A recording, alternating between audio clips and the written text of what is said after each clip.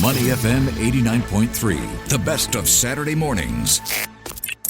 Okay, let's get on with our first guest of the show today.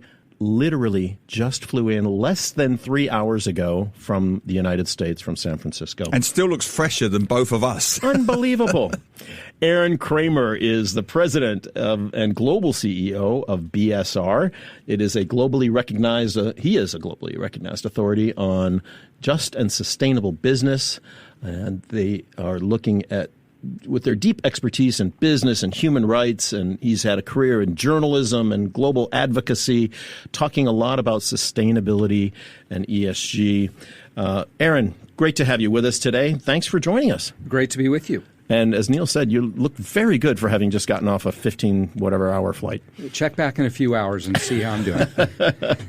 All right, Aron, let's get right into it, because one of the reasons we wanted to have you on, you're a recognized expert in this area of ESG and sustainability. We have seen a lot happen in that space over the past 6 months of the Trump administration, and not a lot of it would be considered good by some people, which is calling it out, saying it's not worthy of doing, etc., being too woke, all of these types of things.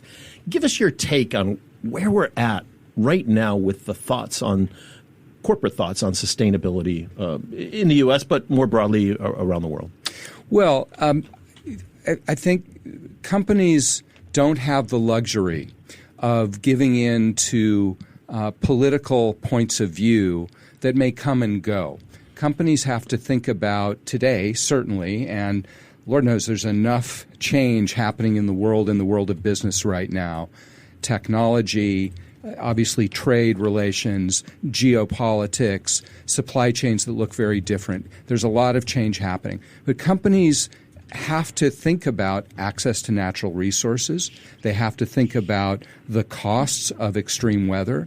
They have to think about ensuring that they can get the best and the brightest in terms of their workforce, no matter who they are, where they're from, etc. And they have to adapt to a customer base that is diverse globally, but also in the United States and in other particular regions. So that brings them back to some core realities. You could almost call them inconvenient truths. Let's dust off Al Gore's phrase and update it a little bit. These are things that are very real. They will define not only how an economy performs, but how an individual company performs. And so the politics have gotten a lot more complicated. We can get into it. It got more complicated in the U.S. and also in Europe, less so in Asia. But which is a really interesting and changed dynamic. But companies have to pay attention, because this stuff goes right to the very core of what they're trying to do. Yeah. Staying with that point, we will get into the nitty-gritty of what companies can and should be doing. But in the last year or so, many elections across the world, US, UK, across Europe, sustainability, climate change, climate crisis just wasn't on the agenda of any of those elections. It wasn't really discussed. It didn't really come up. How worried should we be about this current reality? It's just not registering at the moment.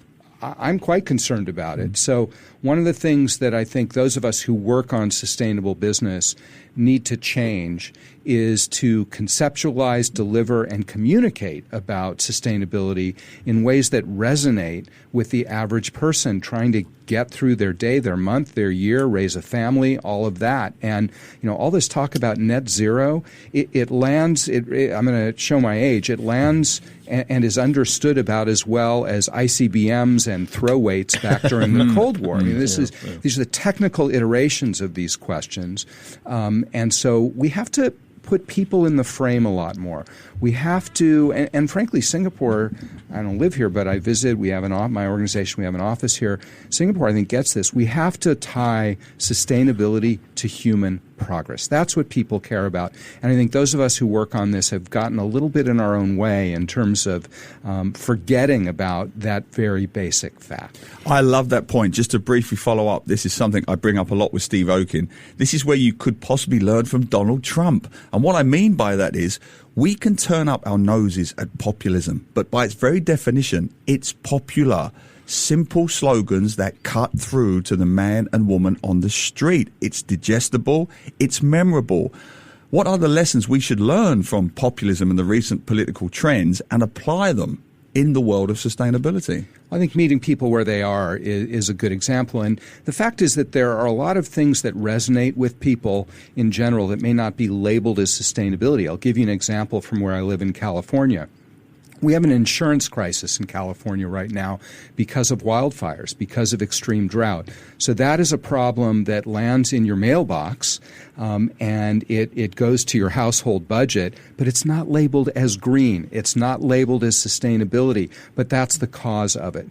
I think when you look at electrification of road transport, I drive an EV. It's simply better. These are better, higher performing cars. The total cost of ownership is lower than the internal combustion engine. These are the kinds of things that people care about, regardless of where they are on the political spectrum, regardless of how old or young they are, regardless of whether they have any biases. This just goes to, am I enjoying my life? Am I getting out of it what I want? Can I manage my household budget? Talking with Aron Cramer, the president and global CEO of BSR, who look at sustainability across some 300 influential client companies, all thinking about building an equitable and thriving planet. The heart of part of this is, do you believe that we are in a climate crisis? Because I think sustainability does speak to that. The point you make about EVs and other things, there are vast sections of America where either they cannot afford an EV or don't have charging for a lifestyle that would suit their needs to drive a vehicle and get it charged regularly, et cetera. Not just America, but maybe Singapore and parts of Southeast Asia. I was thinking because of their driving habits in the U.S., you got far distances to drive. Yeah. So when this issue of sustainability gets tied up with so many of those other political or environmental issues that people either believe one way or another on, how do you cut through that for the companies that have to decide, are we going to put money into sustainable practices? Well, one of the deleterious effects of the U-turn that the Trump administration has performed is it has created business uncertainty. It has created whiplash when it comes to regulatory frameworks. It has removed incentives that companies were basing important, very capital-intensive decisions on. So businesses need that stability and that predictability.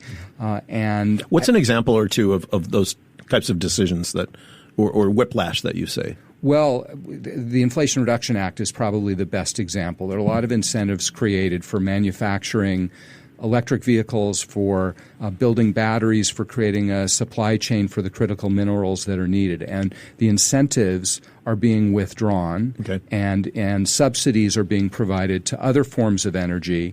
And we've seen a spate of announcements from companies who are slowing down or withdrawing some of the investments they're making, including manufacturing, including providing good jobs. And if you look at China, there is no such zig and zag. You have a very clear and understandable forward motion. Now, the Chinese economy, of course, works differently than the United States, but the point is that China has set a direction and they're following it. We've gone through a complete whiplash from Obama to Trump to Biden to Trump, and if you're General Motors, if you're Google, you don't know what the regulatory frameworks are going to be. By the way, Europe is also going through this as well, and some of the regulatory requirements in Europe are being watered down, delayed, withdrawn, et cetera, et cetera. Businesses like certainty. Right now, there isn't enough certainty when it comes to the energy transition. Yeah. I'd like to talk about the elephant in the room that fascinates me. Companies want to focus on ESG. Companies also want to invest in AI. Now, you saw that report, I think it was in April, astonishing statistic claiming that the amount of electricity needed to power the world's data centers, it's 945 terawatt hours in 2030, will be more than the entire country of Japan. I find that staggering. Yeah, right. To power the world's AI will be bigger than to power Japan. How do we fix that, frankly, hypocrisy? Well, AI, we could spend the entire length of your show today talking about AI. Exactly. So there's energy, that's one thing. There's water, that's another thing. Right. There's land use, that's a third thing. So the natural resource implications of the drive for AI are massive. Of course, there are also massive implications with respect to employment. How will it change employment? Will it destroy employment? Privacy rights and all of this. Copyright, it is an absolute game changer. You know, there are people who would say that it is on the order of the printing press. It is that significant, and I think there's a lot of evidence that that's true. Now, here's the good news. The good news is, and this has been a little bit obscured in some of the political back and forth, the availability, generation, and generation of clean energy, especially wind and solar, have been skyrocketing, and the costs have been plummeting. So if you have what is in effect almost a global Manhattan Project to ensure that we have the kind of clean energy that we need, the AI can develop. Now, I think there's still a lot of big social and governance questions that have to be worked out. In addition to natural resource questions, but I've never, I'm not a technology historian. Once this stuff gets going, it never stops, and so we need to assume that this is going to happen, and work to make sure that it's powered in as clean a way as possible, and not crowd out the consumer's needs for energy. Will it drive prices up? And sure, maybe Microsoft can pay those prices, but I'm not sure those of us in the studio can necessarily pay the increased prices. So we have to think about that as well. Yeah. Aron, our time is limited, unfortunately, but if we could just turn one moment for a company that is maybe in the midst of trying to revise or rethink its sustainability posture because of what's going on globally, whether it's wars in the Middle East and Ukraine, or whether it's political stuff out of Washington. They're confused about where they should land on this issue. That's the one bucket. The other bucket is SMEs, which are a huge foundation of Singapore business, in addition to the many regional and global headquarters we have here.